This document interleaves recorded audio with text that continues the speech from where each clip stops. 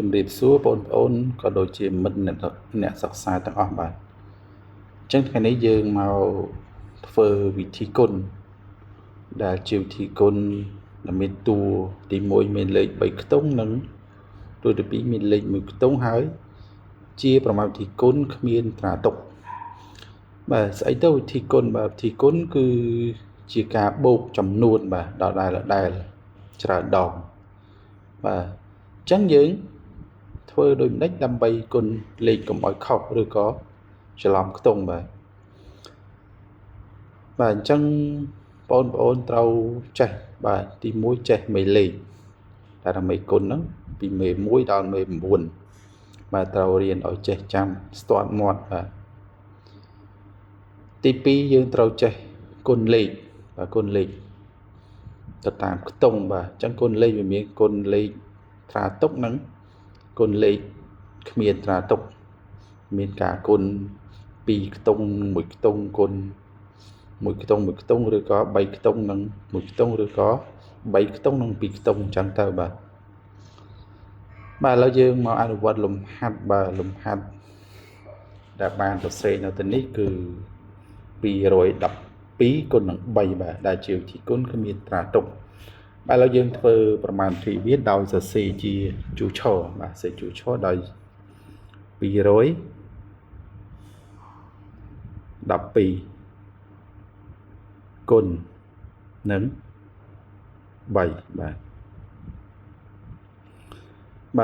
អញ្ចឹងមុននឹងដល់គុណលេខយើងត្រូវស្គាល់ខ្ទង់របស់វាហើយនឹងតួរបស់វាបាទអញ្ចឹងនៅខាងលើនេះគេហៅថាវាជាតួគុណទី1បាទចំណែកខាងក្រោមនេះគឺជាតួគុណទី2បាទអញ្ចឹងបងប្អូនស្គាល់ប្រមាណទីគុណត្រូវតែស្គាល់តួគុណបាទអញ្ចឹងទី2យើងត្រូវស្គាល់ខ្ទង់របស់វាបាទស្គាល់ខ្ទង់យ៉ាងម៉េចបាទមានន័យថាលេខដែលបានសរសេរនេះគឺត្រូវតែស្គាល់ខ្ទង់របស់វាដើម្បីធ្វើប្រមាណវិធីកើតបាទអញ្ចឹងយើងទី1យើងត្រូវសរសេរចំនួនដែលបានដូចបង្ហាញនៅក្នុងវីដេអូនេះបាទយើងសរសេរចំខ្ទង់របស់វាមានន័យថាខ្ទង់រាយក្រោមខ្ទង់រាយអញ្ចឹងមកអានេះគ្រាន់តែគុណលេខ3ខ្ទង់និង1ខ្ទង់ទេអញ្ចឹងខ្ទង់នេះគឺខ្ទង់រាយបាទខ្ទង់10និងខ្ទង់100បាទខាងក្រោមខ្ទង់រាយដែរដែលបានបង្ហាញថាខាងលើជាតួគុណទី1ខាងក្រោមជាតួគុណទី2បាទអញ្ចឹងនៅក្នុងការធ្វើប្រមាណវិធីគុណបាទយើងគុណដូចម្ដេចបាទគឺយើងត្រូវគុណទៅតាមខ្ទង់របស់វាមានន័យថាយើងផ្ដើមពីខ្ទង់រាយមុនណាខ្ទង់រាយនេះលេខ2ខ្ទង់10និងខ្ទង់100តាមខ្ទង់បន្តរបស់វាបាទដោយគុណពីក្រោមឡើងទៅលើបាទគុណលេខ3គុណជាមួយ2ចេះមកបាទទី2គុណបន្ទាប់ទី3គុណទៅនេះបាទអញ្ចឹងបងប្អូនមើលតាន់ការអនុវត្តនេះគឺវាមិនជាមានជាបញ្ហាទេបាទអញ្ចឹងនិយមន័យវាគឺគុណពីក្រោមឡើងទៅលើបាទពីស្ដាំមកឆ្វេងបន្តបន្ទាប់ក៏ប៉ុន្តែវិធីគុណវាមានលក្ខណៈត្រឡប់គឺគុណពីលើចុះមកក្រោមចេះក៏បានបាទគុណមកវាអត់ខុសវាផលដូចនេះក៏ប៉ុន្តែយើងទម្លាប់គុណពីក្រោមឡើងទៅលើអញ្ចឹងបាទដោយ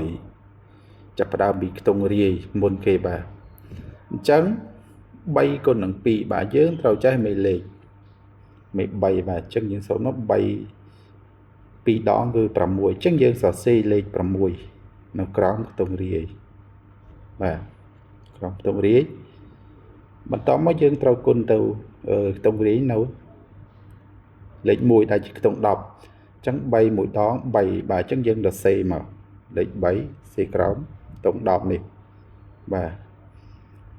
អញ្ចឹង3គុណ1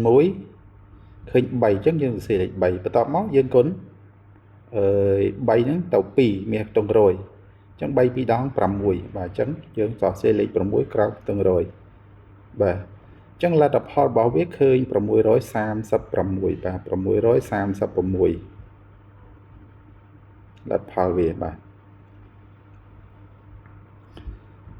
អញ្ចឹង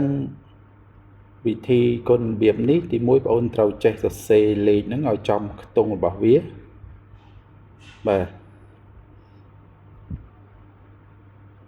សេចំខ្ទង់របស់វាបន្តមកយើងគុណលេខពីក្រោមឡើងទៅលើពីស្ដាំទៅឆ្វេងបាទគុណទង់រាយទង់10និងខ្ទង់100អញ្ចឹងលទ្ធផលវាឃើញ600បាទ36បាទអញ្ចឹងបើគិតថាវីដេអូនេះមានប្រយោជន៍បាទសម្រាប់បងប្អូនក៏ដូចជាអ្នកព្យាបាលសូមជួយចុច share បាទដើម្បីចែកជូនដល់បងប្អូនកុមារដែលគាត់មិនទាន់បានយល់ច្បាស់អំពីវិធីគុណបាទអញ្ចឹងនៅខាងក្រោមនេះគឺជាលំហាត់សម្រាប់បងប្អូនអនុវត្តបាទ